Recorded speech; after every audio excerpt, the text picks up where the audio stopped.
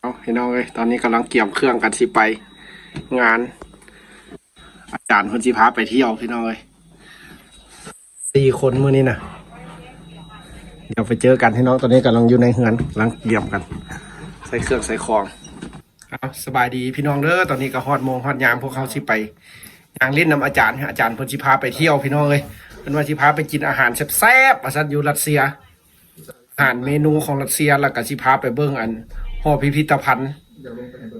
คันเป็นภาษารัสเซียก็เป็นมูเซพี่น้องเลยตอนนี้กำลังเตรียมกันที่ออกไปไปรุ่นเตรียมเครื่องพี่น้องเลยอุ่นจากสุดจากสั้นฮะสามสั้น 3 สั้นเอาที่เอา2 สั้นก็พอพี่น้องเลยใส่เสื้ออันนั้นปกแล้วก็ไปพี่น้องเลยเอาเจอกันเด้อพี่น้องเลยฝากติดตามเป็นกำลังใจว่าชีเป็นจะไหนไปพูดแล้วชีท่ายให้เบิ่งพี่น้องการย่างไปแล้วกันเห็นอาจารย์แล้วกันลมพูดคุยน้ำเพื่อนพี่น้องเลยเจอกันซ้อน2ซ้อน3แล้วนี่เนาะเจอกันเด้อสุด2 3สุดซ้อนกันพี่น้องเลยป้องคักใส่4 คนพี่น้องเลยอันนั้นก็จากตู้ซ้อนจากตู้ฮะซ้อนในจากตู้2วะ2 3ตู้อันนี้3อันนี้ก็ได้เอาพี่น้องเลยกับอากาศแบบนี้พี่น้องเลยกับบนหนาวหลายแต่หักจากน้อยนี่สีแข็งได้นี่อันน้ำทีแบบละลายสิพี่น้องเดี๋ยวกันสีแข็งอันนี้กำลังอยู่หน้าเฮือนพี่น้องเลยสั่งแท็กซี่แล้วก็สิไป4 คนสั่งแท็กซี่เลยวะขี่รถตู้ขี่รถตันตู้ก็ได้ตีขี่รถอันน่ะตอนนัดกัน12 โมงฮอตพูดหน่อย3 โมงครึ่ง3 โมงครึ่งสิฮอตแล้วจะไหนก็ได้ให้บอกจัดลงมาก่อนเนาะ4 คนพี่น้องเลยไปแล้วก็ไปเจออีกประเทศได้พี่น้องเลยหลายประเทศได้ที่ได้ไปนำกันเอาสีถ่ายบรรยากาศให้เบิ่งเด้อพี่น้องเลยกำลังสิเดินทางอาจารย์เพิ่นสิพาไปกินอาหารแซ่บอาหารของรัสเซียเพราะฉะนั้นพี่น้องเลยเป็นเมนูของรัสเซียเบิ่งสิเป็นแนวใดแล้วก็เพิ่นสิพาไปอันหอพิพิธภัณฑ์เบิ่งของเก่าแก่ของรัสเซียพี่น้องเลยเอาติดตามชีวิตบ้านนอกในเมืองกรุงพี่น้องเลยนี่4 คนไปแต่บนหนาวหลายพี่น้องธรรมดาเอากระซ้อน2บางคนกระซ้อน3ซ้อนอย่างเอาไปเจอกันพี่น้องที่ไปขี่รถเมล์หรือว่าที่แท็กซี่ก็จะค่อยไปล้มกันทันการเดินทางไปหันพี่น้องย่างเอาไปหนทางพวกกันไอ้บ่าวบ้านนอกในเมืองกรุงสิไปเจอกันยืดใส่เกาะ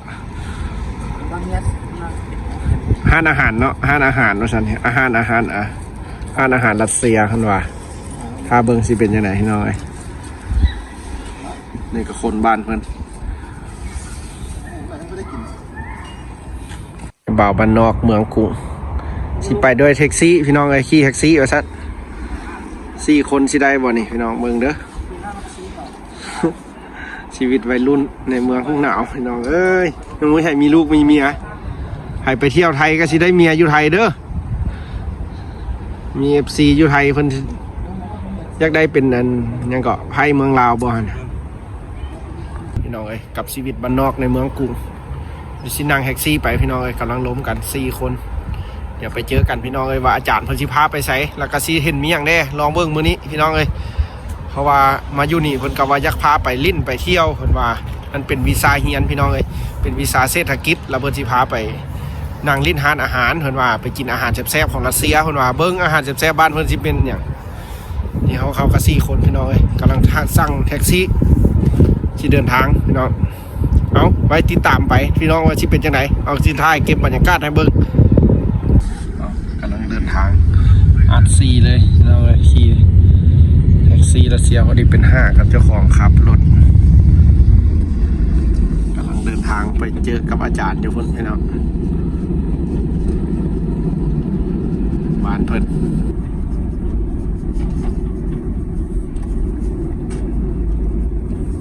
เอาพี่น้องเลยนี่ก็มาฮ้อนอาจารย์ละรถสีพาไปเนี้ยจักแถวใดพี่น้องบ้านนี้นะแถวใดนี่ยะกลางเมืองเลยเนาะเอาเบิ้งพี่น้องเลยนี่บรรยากาศอยู่รัสเซียพี่น้องเลยอาจารย์กับ2 คนถ้ามู่อีกพี่น้องยังมาประคบกันป่านนี้ยังหลายประเทศอยู่พี่น้องเลยยังมีหลายประเทศอยู่มาแถวนี้ก็ลองเบิ้งสิเป็นแถวใดเพิ่นสิพาไปก็บ่ฮู้พี่น้องเลยให้อาจารย์ทายอาจารย์พาไปพี่น้องเลยนี่ อันนี้ก็เป็นอาจารย์ของคนรัสเซียพี่น้องเลยมันก็เป็นอาจารย์สอนเฮามาตั้งแต่โดนนานละพี่น้องแต่หากวิชานี้หากก็ได้ขึ้นเรียนเป็นวิชาเศรษฐกิจพี่น้องเลย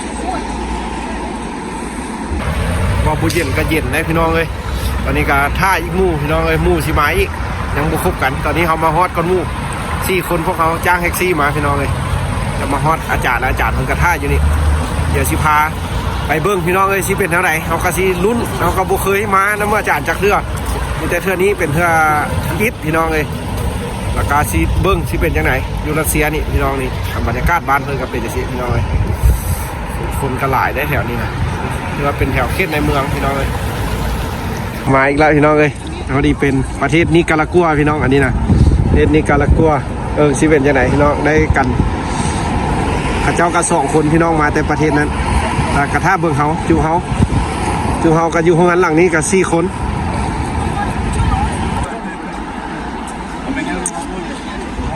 กูเวทกระซาซิกคักๆกันเนาะประเทศนิการากัวพี่น้องนิการากัวอยู่โซนแอฟริกาอยู่โซนอเมริกาพี่น้องอเมริกา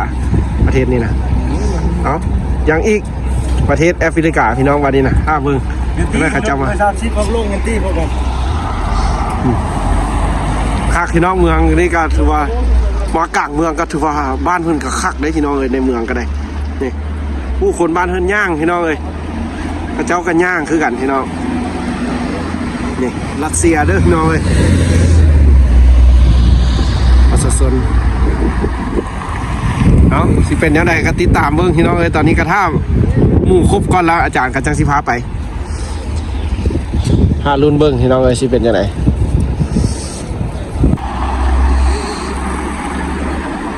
บรรยากาศคนเมืองหนาว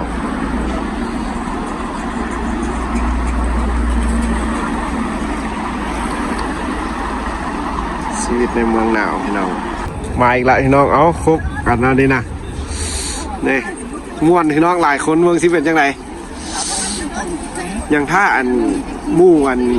ประเทศอันแอฟริกาพี่น้องประเทศแอฟริกาถ้าเมืองสิเป็นจังไงประเทศแอฟริกานี่พี่น้องอันนี้ก็ถือว่าเป็นเมืองแล้วพี่น้องเลยบ้านเพิ่นบ่อนท่องเที่ยวละ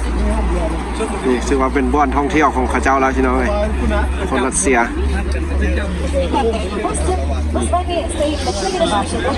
ถือว่าเป็นกลางเมือง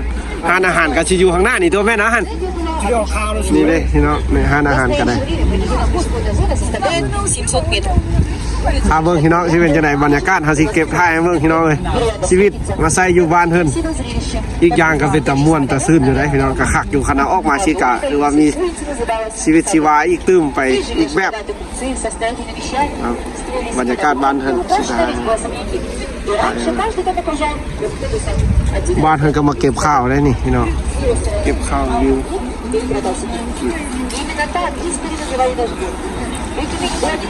บ่หนาววะบ่หนาววะหนาวลาย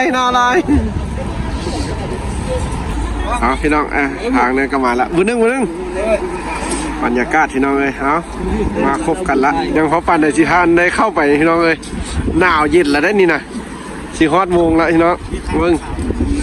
จังป้าหูสาวมึงดูขนาดหูสาวดูขนาดเอาจะใส่ตอนนี้อาจารย์ก็กำลังถ่ายรูปเก็บภาพเป็นที่ระลึกให้พี่น้องอยู่บ้านเราไปเบิ่งถ้าจากน้อยมาอีกที่เป็นจังได๋อันนี้ก็เป็นบรรยากาศที่กำลังสิเข้าไปพี่น้องบ้านเพิ่นก็ถือว่าสวยงามได้พี่น้องเลยคักอยู่ได้งามก็บ้านเฮาพุ่นละพี่น้องเลยเบิ่งอีกมุมกันเลยเนาะสไตล์บ้านเพิ่นเมืองหนาวพี่น้องเลยประเทศรัสเซียงามก้อนทงให้ทงนาอยู่บ้านเขาอีกพี่น้องเลยแนวนี้นะเอาอยู่ทางบ้านสิถ่ายบรรยากาศให้เบิ่งเด้อครั้งหนึ่งก็เคยได้มาพี่น้องเลยมาร่วมกิจกรรมเนาะอาจารย์แล้วก็อีกหลายๆประเทศพี่น้องเลยนี่ในการศึกษาอยู่รัสเซียนี่พี่น้องก็ถ่ายบรรยากาศไว้เพื่อกลับไปบ้านเขาก็สิได้เบิ่งพี่น้องเลยภาพเก่าๆในการมาใช้ชีวิตอยู่พี่